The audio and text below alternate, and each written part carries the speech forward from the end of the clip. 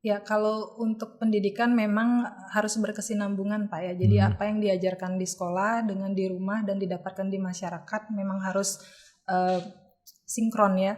Jangan sampai misalnya kita mengajarkan untuk tidak merokok di sekolah, tapi di rumah misalnya melihat anggota keluarga merokok. Atau anggota keluarganya sudah misalnya menjaga lingkungan rumahnya bebas tobacco, tapi di televisi tayangan sinetron-sinetron banyak yang usia sekolah sudah merokok gitu. Jadi memang harus sinkron sih menurut saya, sevisi apa yang ingin kita ajarkan antara di rumah, di sekolah dan di masyarakat. Mungkin yang lebih dekat dari sekolah internasional mungkin di Jakarta Pak ya, kalau saya boleh ambil best practice-nya. Sudah banyak komunitas orang tua Pak yang memang ngumpul begitu untuk membahas tentang permasalahan-permasalahan anak, kemudian mengupgrade diri. Kita yakin bisa, kita pasti bisa.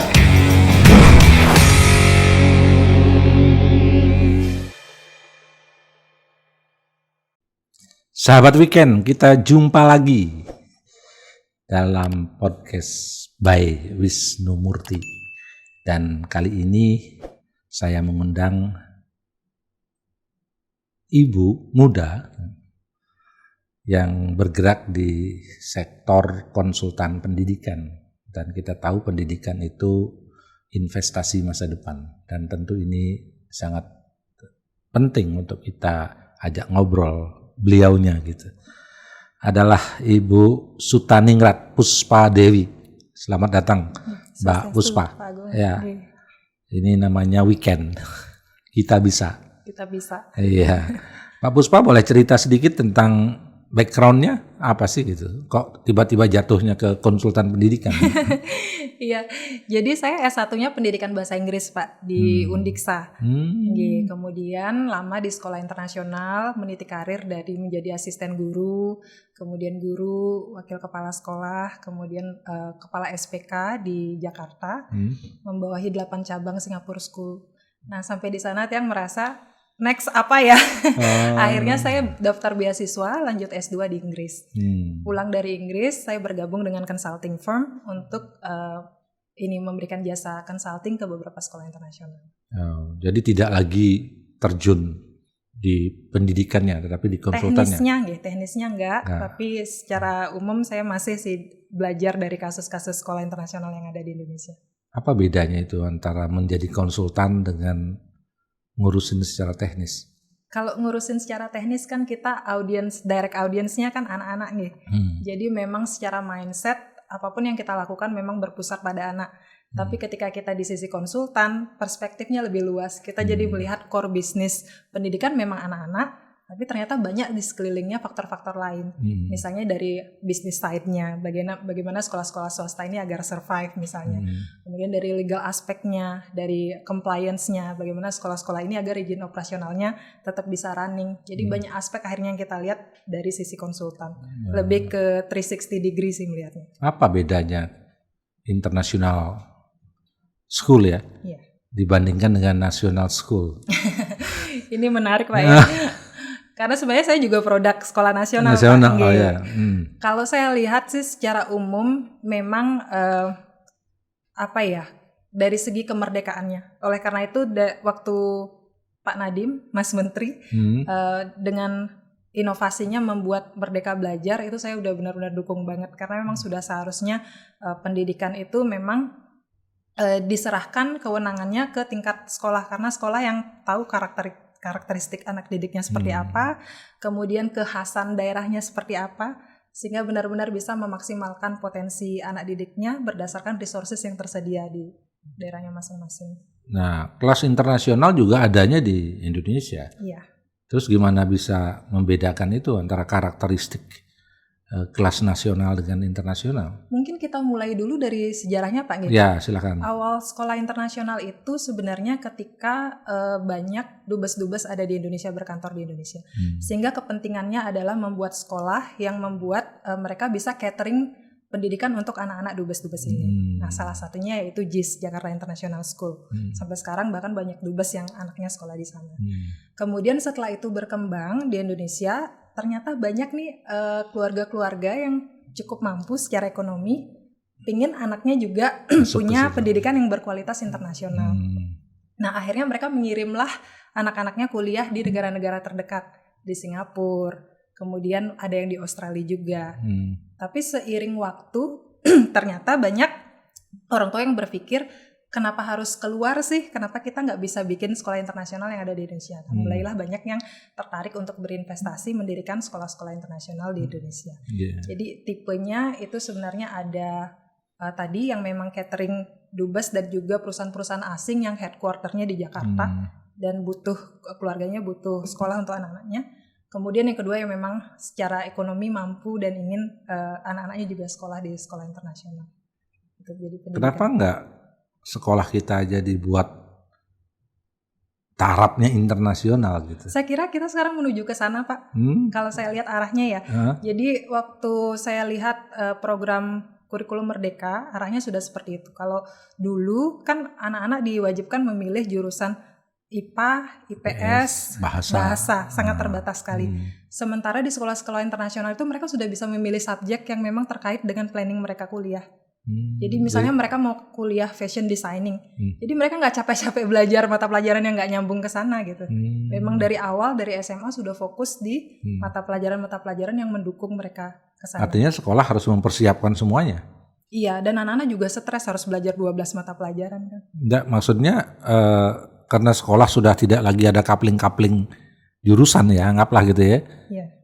Berarti sekolah harus menyiapkan semuanya sesuai dengan passion mereka gitu.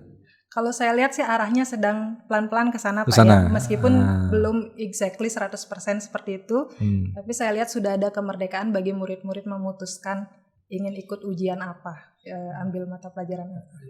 Yang menarik tadi kan kalau kelas internasional itu merdeka gitu. Berarti kelas nasional terjajah gitu ya. Gimana tuh konsepnya?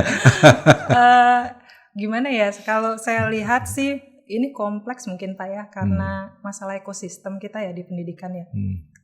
Kalau boleh saya bandingkan secara garis besar, kalau di sekolah internasional fasilitas sudah tidak diragukan lagi. Mereka mau belajar misalnya senyawa, lab kimianya sudah benar-benar standar internasional banget, world class lah ya, world class laboratorium. Kemudian guru-gurunya reguler mendapatkan professional development.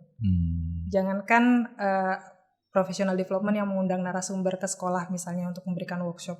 Ke luar negeri pun dibayarin guru-gurunya untuk ikut workshop, untuk ambil sertifikasi. Sehingga secara update pengetahuan dan skill guru-gurunya ini top banget kalau menurut saya. Kemudian juga ada guru asing kan Pak. Nah, guru asing ini menurut saya juga salah satu aset yang kita miliki di Indonesia. Karena mereka sudah ngajar di banyak tempat. Jadi best practice di negara-negara yang mereka pernah tinggal di sana dan mengajar di sana bisa mereka bawa ke sekolah-sekolah internasional yang ada di Indonesia. Jadi dari segi ekosistem saya lihat sudah berbeda sekali. Ya. Jadi tidak saja bahasanya internasional, tetapi semuanya sudah terstandarisasi gitu. Kemudian dari sisi pengakuan gimana? Kalau dari segi legalitas, sekarang sekolah internasional sudah tidak boleh menggunakan kata internasional. Jadi istilahnya adalah Satuan Pendidikan Kerjasama atau SPK. Ini berdasarkan Permendikbud 31 tahun 2014. Makanya Bali International School jadi Bali Island School. Oh, dirubah. I-nya jadi tidak jadi island. Ya, kemudian Bandung International School, Bandung Independent School. Jakarta International School jadi Jakarta Intercultural School. I-nya semua berubah karena tidak boleh pakai kata internasional. Apa itu maksudnya? Kalau saya lihat sih Pak dari isi peraturannya, memang ini untuk memproteksi anak-anak yang WNI yang bersekolah di sekolah internasional supaya tidak ke barat-baratan gitu Pak ya. Jadi ada beberapa peraturan yang dimasukkan, misalnya sekolah wajib menyelenggarakan 3 mata pelajaran wajib, yaitu bahasa Indonesia, kemudian agama, dan PPKN. Sedangkan untuk warga negara asing diwajibkan belajar Indonesian Studies yang isinya budaya Indonesia. Jadi di sana saya lihat seperti ada proteksi untuk anak-anak kita yang bersekolah di sekolah internasional supaya tidak tercabut dari akar budayanya atau identitasnya. Jadi kan dengan adanya pemilahan nasional internasional itu kan sepertinya kita membuat gap gitu. Seolah internasional itu lebih hebat dari nasional. Bahkan mungkin saja banyak sekolah-sekolah nasional yang kualitasnya bagus kan gitu. Menurut Puspa gimana? Saya setuju Pak, karena saya lihat banyak juga sekolah-sekolah kita ya yang bisa dibilang dulunya disebut sekolah unggulan ya, meskipun sekarang sudah tidak ada istilah sekolah unggulan, yang memang mencetak anak-anak yang mampu berkompetisi di kancah global. Jadi mereka olimpiade bisa ada di panggung dunia lah ya, berani bersaing dengan yang lainnya. Jadi saya merasa sebenarnya dari segi SDM kita nggak kalah. Hanya support sistemnya saja yang memang perlu kita tingkatkan. Support system? Di samping itu apa lagi? Support system, regulasi juga, dan saya kira regulasi sudah mulai progresif ya sekarang dengan kurikulum Merdeka. Ini mungkin kolaborasi. Jadi saya lihat kalau di sekolah internasional itu kolaborasinya bagus antara board members yang memang mengurusi masalah funding, kemudian pihak sekolah, manajemen, dan orang tua. Jadi orang tua, persatuan orang tuanya itu Parent Teacher Association, biasanya namanya PTA, itu aktif Pak. Misal beberapa sekolah yang memang saya tangani, setiap hari Jumat, mereka misalnya orang tuanya datang bikin bake sale. Jadi anak-anaknya sama orang tuanya masak hari Kamisnya, Jumatnya menjual hasil masakannya di sekolah. Jadi kayak kantin dadakan gitu Pak, karena setiap orang tua bawa. Jadi kalau kita di Indonesia kan persatuan orang tua komite hanya diundang ketika rapat tertentu. Ketika mau bayar. Iya, ketika mau bayar sumbangan misalnya atau butuh dukungan sekolahnya. Kalau saya lihat kalau sekolah-sekolah internasional ini peran orang tuanya itu nggak terbatas hanya di sana. Termasuk juga akademik, saya pernah melihat sekolah yang orang tuanya yang punya bisnis, mereka menjual barang-barang reject, misalnya ada yang punya garment. Jadi mereka menyumbangkan pakaian renang dan baju-baju bisa dibilang baju yang tamu yang ukurannya size besar itu dijual dengan harga pay as you wish gitu.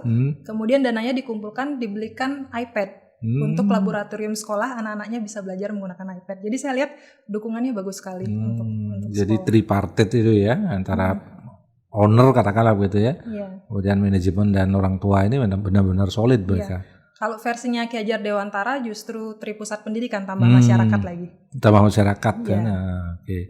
Nah, sebagai ibu muda nih, ya saya anggap ibu muda lah. Kenapa kok tertarik terjun ke dunia itu gitu?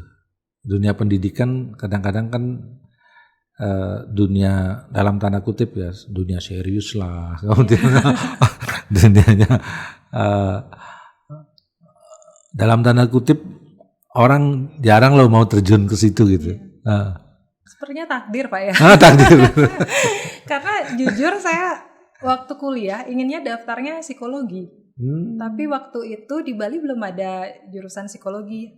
Adanya yang waktu itu saya lirik yaitu di UGM. Tapi saya tidak dapat restu dari orang tua karena ada bencana waktu itu. Merapi ya? Iya. Jadi saya nggak jadi ambil di sana. Habis itu ambil di sini yang kira-kira mirip psikologi lah ya. Karena saya nggak punya bakat di bidang kesehatan, hukum atau yang lain. Akhirnya masuk di pendidikan. Dan pendidikan kalau di Bali kan memang Universitas Pendidikan Ganesha atau ex-IKIP Singaraja ya yang memang top untuk pendidikan. Akhirnya saya berkuliah di sana, kemudian ya bekerja di sektor pendidikan. Dan saya sempat mencoba juga Pak keluar sektor pendidikan, nggak bisa. Kayak ujung-ujungnya tetap masuk di sini kayaknya ya. Rohnya udah di situ. Iya. Iya. Nah, perkembangan anak kan paling tidak mengikuti lah ya, karena kita bergerak di sektor itu. Kemudian peran orang tua dalam hal mendidik anak. Ini juga bagian yang tidak terpisahkan lah dari pendidikan. Nah, bagaimana pandangan Puspa terhadap dunia pendidikan kita? Ya, kalau untuk pendidikan memang harus berkesinambungan Pak ya. Jadi apa yang diajarkan di sekolah dengan di rumah dan didapatkan di masyarakat memang harus sinkron ya. Jangan sampai misalnya kita mengajarkan untuk tidak merokok di sekolah tapi di rumah misalnya melihat anggota keluarga merokok atau anggota keluarganya sudah misalnya menjaga lingkungan rumahnya bebas tobacco tapi di televisi tayangan sinetron banyak yang usia sekolah sudah merokok gitu. Jadi memang harus sinkron sih menurut saya, sevisi apa yang ingin kita ajarkan antara di rumah, di sekolah dan di masyarakat. Artinya anak-anak juga perlu mendapatkan pendidikan di rumah dong? Iya, dari orang tua. Saya kira itu adalah pendidikan pertama ya, anak terutama ibu, karena memang di usia dari kecil dirawat dari lahir, kemudian dirawat sampai nantinya ke jenjang sekolah kan memang guru pertamanya anak adalah bapak dan ibunya. Ya. Nah kalau bicara di rumah ya ibu. Iya. Ya ibu ya. Kalau anaknya bodoh yang disalahkan ibu ya. Kalau anaknya pintar siapa dulu bapaknya gitu. Iya. Itu stigma di masyarakat ya Pak stigma ya. Iya. Dan kemarin ketika pandemi banyak meme-meme loh ya. Iya. Gimana stresnya. Ternyata mengajar sulit di rumah. Ibu rumah tangga yang menghadapi anaknya yang nugas lah, kemudian ada macam-macam, mereka nggak sekolah, harus belajar di rumah. Gimana melatih ibu-ibu ini biar sinkron kayak tadi itu ya saya tertarik gitu bahwa di internasional kelas itu mereka merasa ikut bersama-sama mendidik.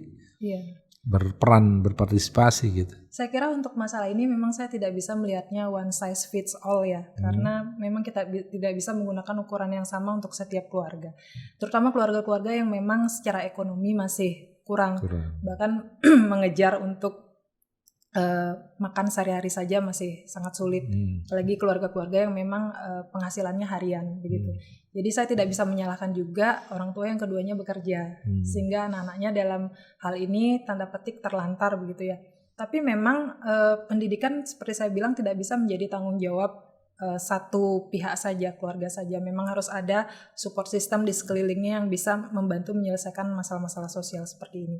Untuk ibu-ibu yang memang secara ekonomi saya kira sudah punya gadget atau punya akses terhadap smartphone dan internet, memang sudah sewajarnya ya di era seperti sekarang membekali diri, karena banyak sekali akun-akun Instagram yang menampilkan parenting tips, kemudian juga hal-hal edukatif lainnya, kemudian akses terhadap bacaan juga sudah sangat banyak yang free akses yang bisa dibaca, artikel-artikel. Saya kira tugas kita bersama untuk selalu belajar, karena saya kira ini adalah hal yang lifelong learning ya. Kita tidak bisa berhenti belajar menjadi orang tua.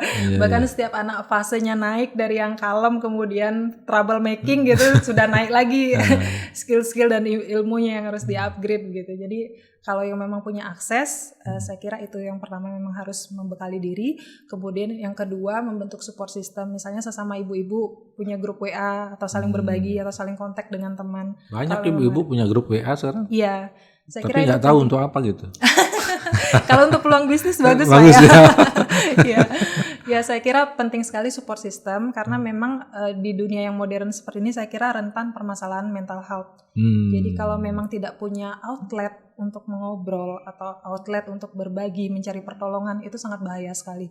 Karena banyak sekali kasus-kasus bunuh diri juga ibu-ibu muda yang memang tidak kuat dengan situasi yang dihadapinya.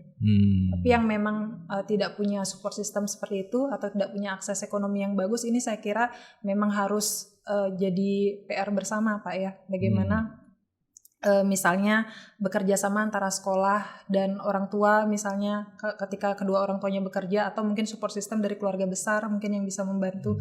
Nah itu saya kira masih menjadi PR sih Pak. Terkadang ada yang terputus gitu. Kalau saya lihat ya, antara sekolah dengan orang tua gitu. Gimana cara nyambungnya ini? Terputus memang, gimana mungkin Pak bisa dijelaskan? Ya, memang ada komite ya, komite sekolah. Komite sekolah itu kan harapannya adalah perkumpulan orang tua, di mana orang tua ini tahulah dan ikut terlibatlah ke sekolah gitu. Ya, kayak cerita tadi, kadang-kadang komite hanya dilibatkan dalam hal-hal tertentu. Padahal di sisi yang lain mereka perannya sangat dibutuhkan gitu. Apa yang harus dilakukan ini untuk nyambung? Bandingkan dengan kelas internasional lah. Mereka kan sudah terbangun gitu. Kayaknya sudah berjalan ya sistemnya ya. Mungkin yang lebih dekat dari sekolah internasional mungkin di Jakarta Pak ya, kalau saya boleh ambil best practice-nya. Sudah banyak komunitas orang tua Pak yang memang ngumpul begitu untuk membahas tentang permasalahan-permasalahan anak, kemudian mengupgrade diri. Saya tahu beberapa komunitas yang inisiasi oleh Ibu Najila Shihab misalnya, ada komunitas rangkul itu untuk orang tua. Kemudian banyak sekali komunitas-komunitas yang mungkin saya tidak bisa sebutkan brandnya ya, tapi komunitas itu ada dan memang saling berbagi. Kalau best practice secara internasional, dulu ketika saya kuliah di Inggris, saya sempat menjadi fasilitator Parents Parliament di Irlandia. Jadi di sana permasalahannya sama Pak. Jadi brand komite itu memang sudah melekat di kepala orang tua dan juga sekolah sebagai penyokong sekolah dalam hal pendanaan. Namun akhirnya mereka membuat parlemen yang dinamakan parlemen orang tua atau Parents Parliament ini untuk merebranding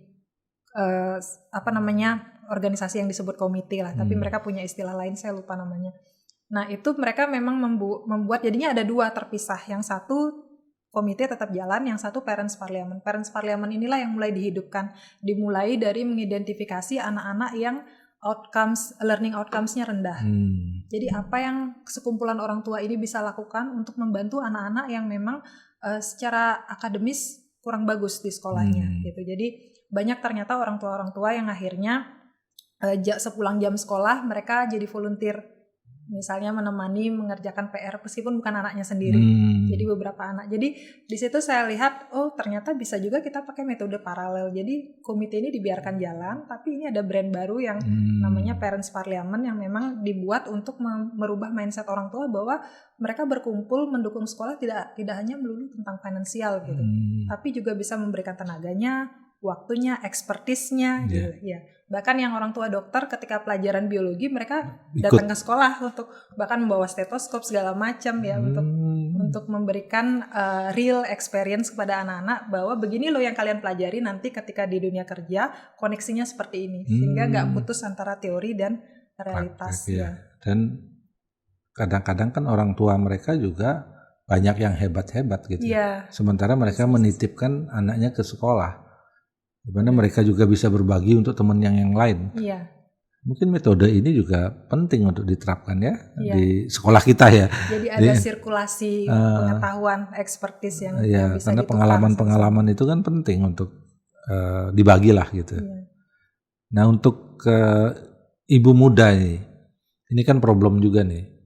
Di satu sisi mereka sibuk dengan dunianya, di sisi lain mereka harus berhadapan dengan anak-anaknya dan pendidikannya gitu. Apa kiat yang harus dilakukan ini dalam rangka satu merubah mindset tadi, di mana pendidikan itu adalah tanggung jawab semua. Jadi bukan menyerahkan nih saya sudah bayar di sekolah lalu silahkan dididik anak saya. Lalu hasilnya kayak apa? Sepertinya kita nggak begitu peduli gitu. Gimana tuh? Kalau saya pribadi sih Pak, memang lebih ke komitmen di awal ya. Jadi memang komitmen pekerjaan yang kita ambil dengan tanggung jawab yang kita miliki memang sudah terukur dari awal, memang sudah dimitigasi resikonya sejauh mana sehingga berani berkomitmen sekian persen untuk misalnya profesional, sekian persen untuk personal. Tapi di sisi lain saya merasa termasuk kelompok yang privilege karena saya ada yang mensupport. Suami dia memang sudah memberikan kebebasan untuk saya untuk berkarir mencapai potensi terbaik saya, karena menurut dia potensi terbaik saya bukan hanya menjadi seorang ibu, it's too good cuman untuk jadi ibu gitu. Kamu bisa membagi manfaat lebih besar dengan potensi yang kamu miliki. Support itu sangat penting menurut saya, dan itu membuat saya menjadi berkomitmen, oke, segitu dukungan yang suami berikan, saya harus kasih hal yang terbaik untuk anak saya karena udah didukung gitu. Dan syukurnya ada support system, saya katakan tadi ada ART yang membantu saya di jam-jam saya kerja gitu. Jadi memang ada yang mendukung dalam hal ini, memampukan saya untuk mengambil porsi pengembangan diri di bidang profesional. Nah ini kan kaitannya dengan Hari Ibu. Bagaimana kita memaknai Hari Ibu? Menurut ibu muda nih, jangan-jangan lupa Hari Ibu itu ada ya gitu. Ingat Pak, Ingat ya? 2 tahun lalu saya bikin proyek buku 9 perempuan dengan teman-teman saya. Jadi saya mengumpulkan profesional muda untuk berbagi kisahnya. Karena saya kalau biasanya melihat orang sukses, pertanyaan saya bukan prestasi apa saja yang dia raih, struggle yang dihadapi apa sih? Nah itu dia. Itu saya kumpulkan dalam buku dengan teman-teman, kami membuat kisah. Di 9 buku perempuan itu catatan tepi hati 9 perempuan judulnya. Jadi ada 9 profesional muda, ada yang entrepreneur, ada yang dokter, kemudian ada yang PNS juga, akademisi kampus, psikolog, saya di bidang pendidikan, ada yang corporate. Kebetulan dia ini cukup bagus posisinya di multinational company. Jadi saya mengajak teman-teman untuk berkisah di sana. Jadi kalau memaknai Hari Ibu, saya kira memang sudah saatnya kita mendukung ekosistem kesetaraan gender yang memang benar-benar bisa dirasakan manfaatnya. Jadi bagaimana perempuan itu tetap potensi terbaiknya itu bisa terwujud, karena tidak menutup kemungkinan bahwa banyak potensi yang dimiliki seseorang dibutuhkan begitu di sebuah sektor, tapi alih-alih bisa berkontribusi karena status perempuannya biasanya justru malah tidak bisa berkontribusi karena harus mengurus hal-hal domestik. Padahal yang memang menurut kodrat pembeda perempuan dan laki-laki kan melahirkan, menyusui, dan juga menstruasi. Sisanya menurut saya bukan seharusnya perbedaan, kita bekerja sama. Keunggulan perempuan. Keunggulan Pak ya. Bukan Terima perbedaan. kasih sudah diapresiasi Pak. Ya, jadi yang tidak dimiliki oleh laki-laki kan. Yang lainnya kan sama. Yang lainnya sama, iya. Itu 3 itu keunggulan perempuan loh dibanding dengan laki-laki, bukan perbedaan. Iya. Setuju Pak. Terima kasih kan? Sudah diingatkan ya. Yang lain sama kan. Cuman 3 itu yang membuat perempuan lebih unggul dari laki-laki. Nah, apa yang menarik itu dari buku itu? Ada 9 perempuan lah gitu ya yang confirm sih Pak, kalau ternyata memang puncak-puncak yang diraih seseorang itu adalah hasil akhir dari sebuah perjalanan menerobos hutan belantara dan mendaki ya Pak ya. Apapun musim yang dialami, memang semua perempuan ternyata berjuang untuk bisa mendapatkan potensi terbaiknya. Apa keluhan mereka? Oh banyak sekali Pak, beda-beda. Apa itu? Ada yang berkali-kali keguguran, ada yang memang punya masalah rumah tangga, ada yang punya trauma masa kecil ternyata, orang tuanya berkonflik. Kemudian ada yang backgroundnya ekonomi, memang tidak mampu dari kecil sehingga tidak bisa mendapatkan hal-hal yang dia inginkan sejak kecil. Jadi kompleks sekali ternyata. Jadi tidak bisa kita ukur bahwa sesuatu itu sama yang dihadapi antara satu orang dan orang lain. Berarti dari ke-9 itu problemnya beda-beda ya? Beda-beda. Tetapi secara umum apa? Biasanya orang bilang kan ada hambatan kultural, ada hambatan struktural, ada hambatan sosial. Gitu. Yang paling dominan memang hambatan kultural. Sih Pak. Ya. Karena memang di masyarakat memang stigma bahwa seorang perempuan harus menyelesaikan pekerjaan domestik saja itu masih sangat tinggi sih. 3M. Mana, maca, masak. Iya. Itu hambatan kultural. Iya. Sampai saat ini masih ada ya? Saya kira masih ya. Karena memang tidak sedikit teman-teman saya yang sudah mencoba memberikan yang terbaik, ternyata masih banyak suara-suara sumbang, bahkan dari orang-orang terdekat yang seharusnya memberikan dukungan. Jadi saya kira itu memang sesuatu yang tidak bisa instan kita selesaikan. Tapi menumbuhkan budaya itu harus kita mulai sesegera mungkin. Salah satunya dengan proyek saya tahun ini yaitu OASE, Onward Advocacy Through Sexuality Education. Apa itu? Jadi itu pendidikan seksual untuk anak usia sekolah, Pak. Saya bikin proyek ini dari Januari, dengan mengumpulkan 4 narasumber, 1 menulis dari sudut pandang psikologi, kemudian 1 dari hak anak, 1-nya dari kedokteran teman saya, dan 1 lagi saya dari pendidikan. Jadi kami membuat kurikulum pendidikan seksual dari PAUD, SD, SMP, SMA, dengan menyelipkan materi-materi dasar, mulai dari hak anak, kemudian bagaimana membangun persepsi dan rasa percaya diri, misalnya pengenalan organ-organ seksual. Karena banyak sekali orang tua yang anaknya usia PAUD masih mengenalkan alat kelamin itu dengan burung, dan itu tidak tepat sebenarnya. Jadi memang harus disebutkan namanya, begitu. Jadi jangan pakai kata-kata kiasan. Ntar diajak ke pasar burung malah lihat banyak burung di situ. Jadi itu ternyata penting sekali. Kemudian infeksi menular seksual itu juga masuk di materi SMA. Perilaku jatuh cinta itu juga ada materinya di usia SMP. Terutama anak-anak yang baru usia SMP kan mulai puber Pak ya, mulai merasakan jatuh cinta, itu biasanya secara logika mulai timpang karena perasaan jatuh cintanya yang lebih dominan. Jadi kita memberikan materi di sana tentang bagaimana ciri-ciri ketika kamu jatuh cinta. Misalnya mulai berdebar, mulai merasa tertarik terhadap lawan jenis ketika berada di dekatnya dan macam-macam. Dan apa yang harus dilakukan gitu. Dan apa yang harus dihindari, itu kita masukkan materinya di sana. Jadi memang kontinuum dari PAUD, SD, SMP, SMA. Itu kan nggak ada di kurikulum? Nggak ada Pak, makanya kita garap. Terus masuknya gimana? Nah ini sifatnya suplementari. Jadi kita memberikan pelatihan ke guru-guru. Kebetulan kami karena dananya cukup 20 orang, kami tahun ini baru mulai piloting dengan 20 orang guru dari seluruh Bali. Itu 20 orang guru ini kami berikan pelatihan, dan guru ini nanti yang mengimplementasikan di sekolah. Caranya banyak. Pertama, bisa di merging dengan mata pelajaran. Misalnya kalau mata pelajaran biologi cocok dengan materinya, bisa dikawinkan. Yang kedua, bisa masuk di ekstrakurikuler. Jadi kalau misalnya mau masuk di PMR boleh, mau misalnya masuk di ekstra yang lain juga boleh. Ketiga, bisa masuk di program sekolah. Misalnya pengenalan siswa baru. Di sana bisa masuk. Atau misalnya kegiatan sebelum pembagian rapat ada masa-masa kosong yang anak-anak tidak belajar, itu juga bisa dipakai. Jadi kami lebih ke memberikan pelatihan ke gurunya, karena gurunya adalah decision maker yang paling tepat untuk melihat di sekolah kira-kira bagaimana implementasi yang bagus dan tepat untuk situasi sekolah masing-masing. Ini berarti ada banyak hal ya yang perlu diketahui. Kenapa nggak ke ibu-ibunya gitu? Nah ini menarik Pak. Kemarin kita sempat juga debat sesama narasumber. Kita mau ke siapa target audiensnya? Ketika kita memutuskan ke guru, itu karena level secara secara pendidikan, level pendidikannya sama. Kita anggap sarjana. Jadi startnya sudah oke, baseline-nya udah dapat. Tapi ketika kita memilih ibu-ibu, itu udah beragam. Ada yang ibu-ibunya udah S2, ada yang S1, ada yang tamat SD. Dan ini cara penangkapannya ya untuk piloting dengan dana terbatas dan waktu terbatas, saya kira itu kurang realistis. Memang jadi, guru ya. Jadi mereka juga dapat audiens yang sama nanti untuk mensosialisasikan. Biasanya guru lebih didengar kan? Iya, pengalaman di lapangan seperti itu, lebih dengerin guru daripada orang tua. Makanya orang tuanya nitip pesannya ke guru.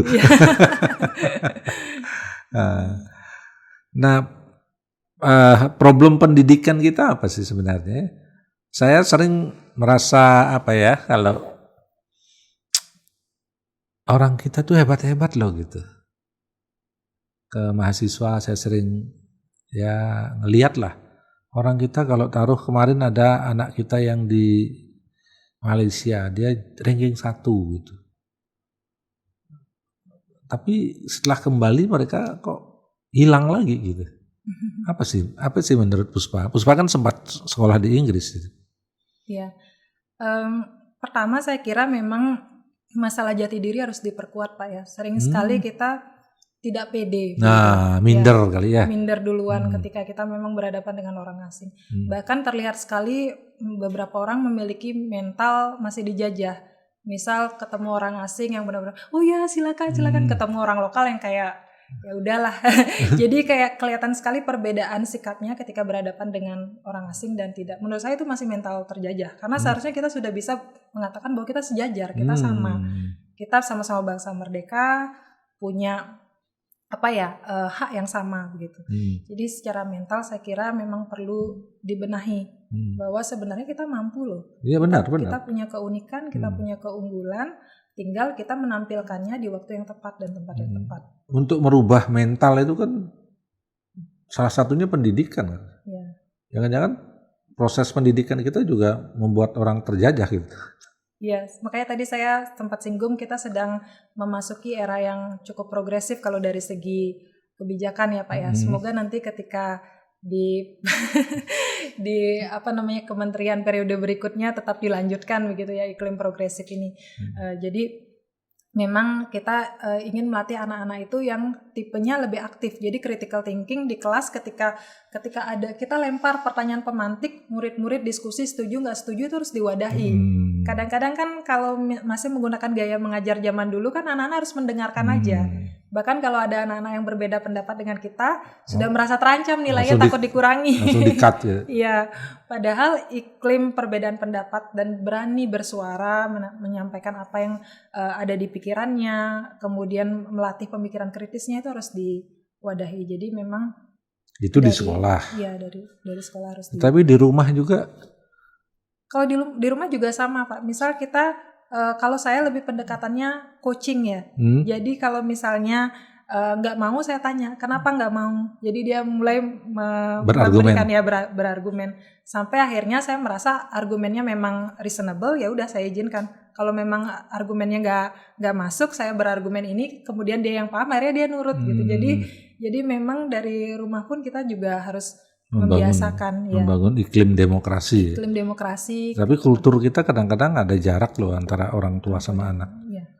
Ini juga perlu di refresh dong. Iya. Termasuk saya juga salah satu korban. Salah satu produk ya. produk yang memang top down. Ya, top down approach ya. Jadi memang harus ngikut apa yang di atas. Karena itu saya ingin berhenti di saya. Saya nggak mau berikutnya berlanjut. Jadi cukup saya yang merasakan bahwa saya harus ikut gitu pilihan-pilihan yang memang dibuat oleh orang dewasa. Sedangkan menurut saya anak-anak tuh punya yang namanya voice, choice, dan ownership. Jadi mereka harus diberikan kesempatan untuk berbicara, mengungkapkan apa yang menjadi pendapat mereka, kemudian menentukan pilihan, choice, ingin melakukan apa atau memilih apa, dan kemudian ownership, mengambil tanggung jawab dari pilihan yang diambil. Jadi ketika dia sudah confirm mengambil pilihan A, dia harus sudah tahu bahwa resikonya akan seperti ini dan yang didapat kalau memang berhasil seperti ini. Jadi kemandirian itu yang memang harus. Tapi kadang-kadang orang tua kan sayang ke anaknya. Ya. Kayak Mbak Puspa tuh nggak boleh keluar, itu kan sayang sebenarnya. Nggak boleh jauh-jauh gitu. Ya. Gimana itu melampiaskan rasa kasih sayang yang tepat di era sekarang itu kayak apa mesti? Ya, ini untuk ya keluarga-keluarga muda lah gitu. Iya, memang harus dilihat dampak jangka panjangnya ya, dan juga bagaimana kita menerjemahkan rasa sayang itu. Kalau saya sih memang lebih melihat ke kebutuhan dasar dulu, basicnya. Kalau memang 5 sudah terisi, begitu. Jadi kalau memang ini hal yang di luar dari itu, ya kita bisa discuss gitu. Jadi memang menyayangi itu kalau bisa jangan malah sebaliknya mencederai, atau bahkan nanti malah menjadikan anak-anak kita misalnya takut mengambil keputusan. Karena saya lihat banyak sekali anak-anak yang seperti Bapak bilang sudah sukses secara akademis, tapi ketika sudah bekerja bingung mau bekerja di mana. Dan banyak yang fenomena salah jurusan kan juga salah satu produk gagal pendidikan terdahulu yang memang mindset memilih jurusannya masih yang populer, bukan sesuai potensi dan juga suara hati ya. Atau titipan gitu. Iya. Mengikuti kehendak orang tua. Iya. Jadi saatnya orang tua sekarang mulai merubah dan menyesuaikan dengan anak-anak kita gitu. Iya, tapi tetap keputusannya yang seperti saya katakan tadi yang bertanggung jawab ya, yang memang kita tuntut mereka kalau memang mengambil itu ya harus siap dengan konsekuensi yang akan terjadi. Tapi juga kita dukung kalau memang dia ingin mencapai sesuatu yang menjadi targetnya begitu. Tantangan ibu-ibu muda dalam konteks kekinian. Nah ini kita kaitkanlah dengan Hari Ibu, apa? Tantangan ya, banyak sih Pak ya. Ya apa? Tantangannya.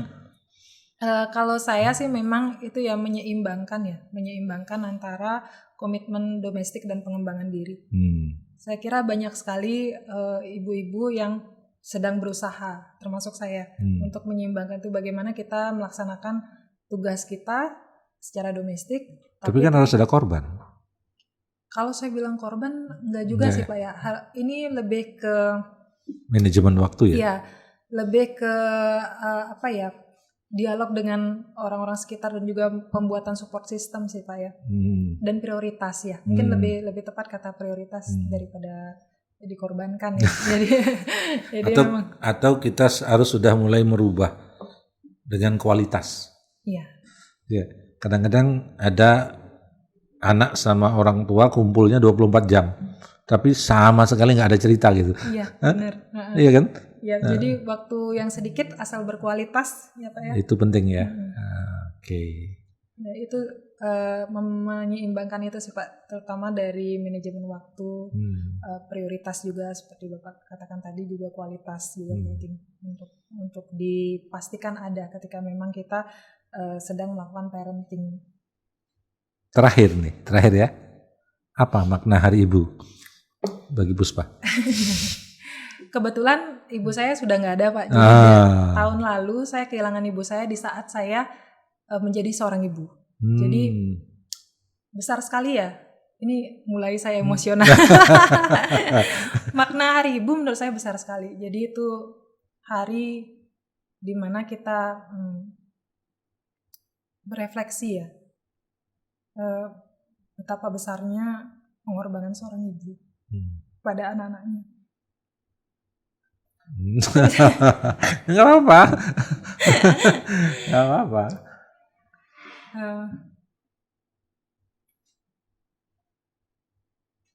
Ya, jadi Hari Ibu itu memang makasih.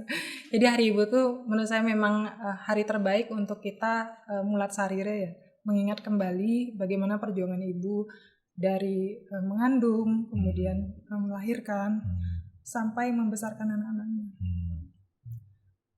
Karena saya banyak melihat kasus, terutama karena saya di bidang pendidikan seksual juga saat ini, sering mendengar juga kasus teman-teman saya dan juga guru-guru saya yang ikut pelatihan. Banyak sekali memang di lapangan, terutama di keluarga, tantangan-tantangan yang dihadapi perempuan. Bahkan quote yang mengatakan bahwa satu ibu bisa mengurusi banyak anak, tapi satu anak belum bisa mengurusi satu ibu, tuh benar.